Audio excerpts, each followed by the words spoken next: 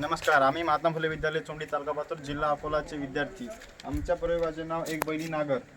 आपला भारत देश हा कृषीप्रधान देश आहे. भारतातील बरेच लोक शेती व्यवसाय करतात. शेतामधून जास्त उत्पन्न मिळवण्यासाठी शेतीची वेगवेगळ्या पद्धतीने मशागत करतात.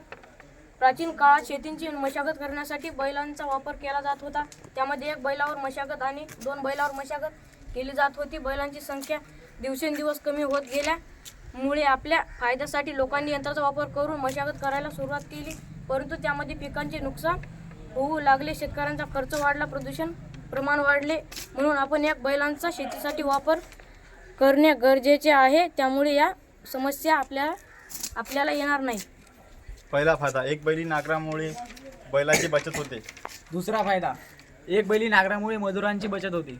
तिसरा फायदा, एक बैली नांगरामुळे पिकाचे नाश होत नाही. चौथा फायदा, एक बैली नांगरामुळे मनुष्यबळ व पैशाची बचत होते.